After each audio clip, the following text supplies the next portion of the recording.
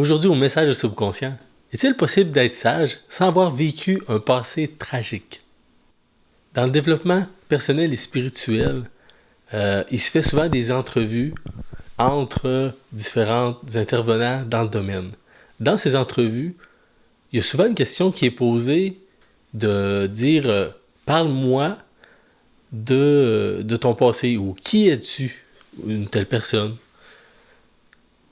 Et la réponse, les réponses qui reviennent le plus souvent, c'est voici mon passé, ça a été tragique, j'ai vécu des drames, j'ai vécu toutes sortes de choses horribles.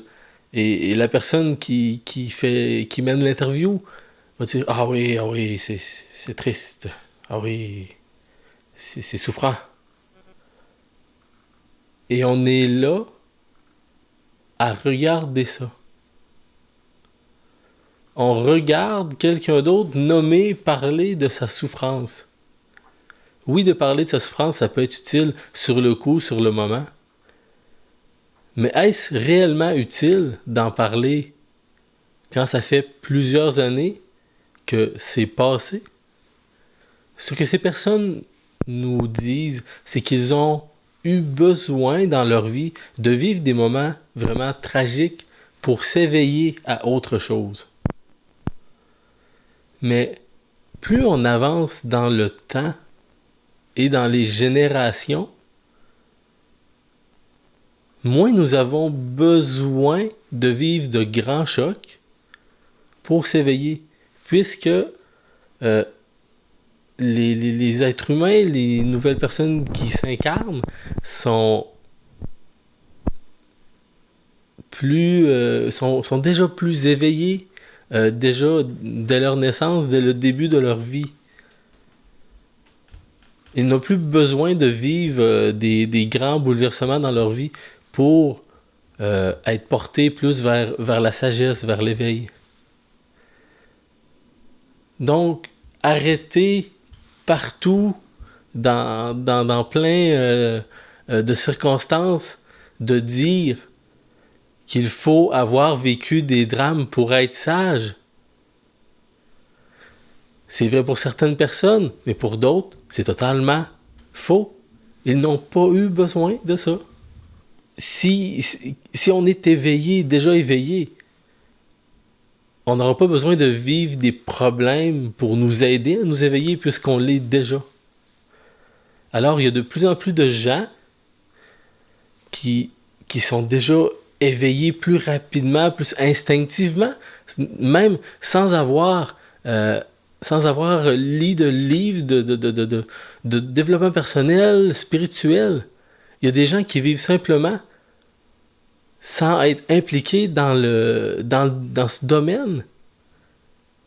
Et ils sont des sources vraiment époustouflantes de sagesse. Ils n'ont pas eu besoin de pratiquer des choses pour atteindre une sagesse. Ils n'ont pas besoin de vivre de grands bouleversements pour atteindre une sagesse.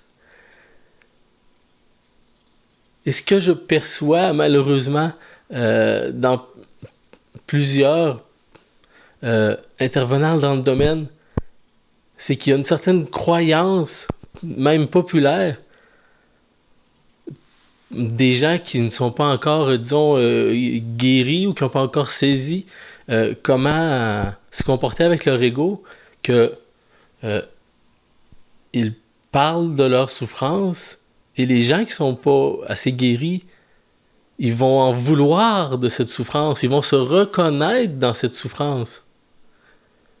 La souffrance va nourrir la souffrance de l'autre et vice-versa. La personne va faire un témoignage de ses souffrances vécues, va recevoir de l'amour en échange. Mais est-ce qu'on a tout le temps besoin de parler de nos souffrances pour être aimé? Non. Il y a d'autres façons de s'aimer et de se faire aimer que de passer par les souffrances. Et ça, il s'agit de le trouver en soi. Car tout est en soi. L'éveil, la conscience divine est à l'intérieur de nous. n'est pas extérieur.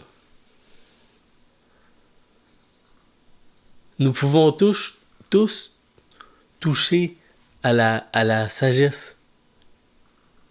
Tout le monde y a droit.